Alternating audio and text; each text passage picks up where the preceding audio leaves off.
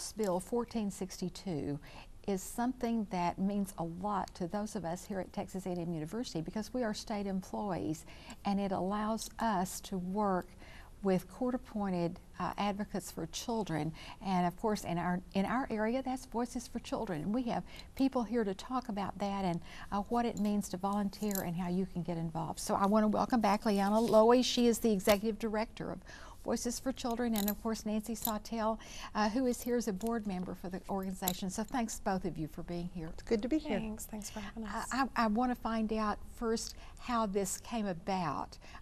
That I know it happened through the legislature, which is no small accomplishment. It did, and I think it was spearheaded by Senator Uresti in this last session, and really was very much supported by the entire legislative body. And it went into effect September 1st that any state employee can take up to 5 hours of paid leave performing duties as a CASA volunteer. So a real endorsement of the entire CASA movement and what our volunteers do for abused and neglected children.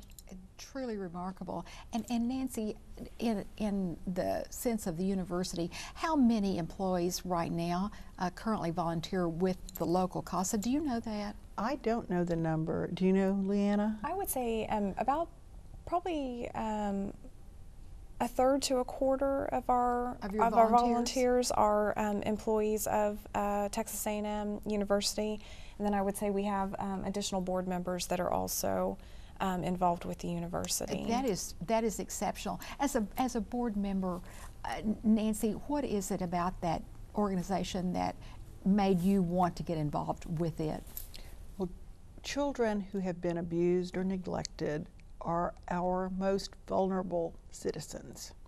And there are little Texans that need to be protected, and I met an advocate for the first time in 1996, and I was so impressed with what she was able to do for the children in her area that when Voices for Children came to the Brazos Valley, I was very excited to be part of the mechanism that tries to support the advocates and to raise money and recruit advocates. And you've mentioned a third of yours are already coming from the university. Talk about what they do and maybe the total number of volunteers that you have right now. Sure. We, when a volunteer does on their particular cases, they will be an advocate for a child or a sibling set, and they visit with the child to find out how they're doing. They'll talk with their teachers and therapists if there are any. Visit with the foster parents to find out how is this child adjusting to being in foster care. Are there other services that might need to be put in place to help that child as well. They really collect all of the information about how the child's doing, make a recommendation about best interest, what's in the best interest of the child back to the court, and really is the voice for that child in terms of what needs to happen. Most of the volunteers, I'd say most of the duties, there is some flexibility in your schedule because you're scheduling that in terms of what works for you, visiting a foster home, visiting a school, or sending an email.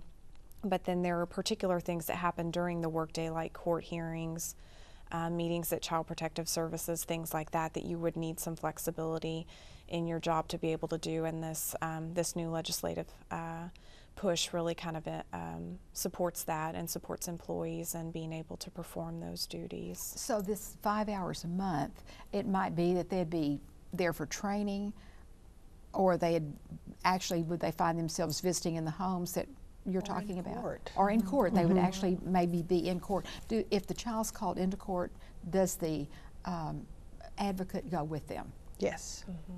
And what's really special about the advocates in the court setting is often they're the only adult that is with the child through the entire process of being in foster care, because they're away from their parents, and sometimes the social workers for Child Protective Services aren't able to be the same social worker for them the entire time, and the attorneys change and all of the adults change, and the advocate is a constant in the child's life. It's a very important role for an adult and a child that's vulnerable.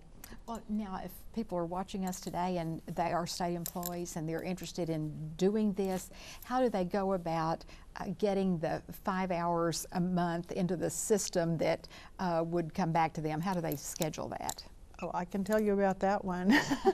For Texas A&M employees, we use Leave Track to request leave. And when you go on to Leave Track, you request an absence with pay.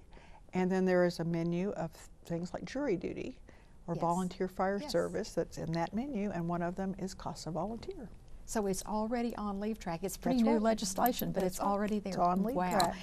That's wonderful. Well, Liana, for people who would be with this child all the way through, as you've mentioned, what kind of commitment are they making in terms of not just hours per week, but you might be with this child for 6 months, or you might be 3 weeks. What does it look like? That's a great question. We do ask for all of our advocates to commit to an initial 12 months, and that's due to the limits that the state has to reach some type of final outcome. They have to do that within a year. Within a year. Mm-hmm. Excellent. And most of our advocates will normally volunteer with us for 12 to 18 months. Sometimes it takes a little bit longer to achieve that permanency, but as Nancy said, they're so committed and that familiar person to the child that they will be with them through that entire process. Well, we have information on our screen. If you want to know more, 979-822-9700, or you may go to 1-877-TX4 CASA, C-A-S-A.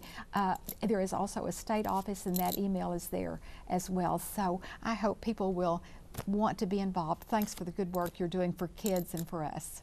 Thank you. Thank you for Appreciate it. having us today. It's our pleasure. And we'll talk some more about families and kids coming right up.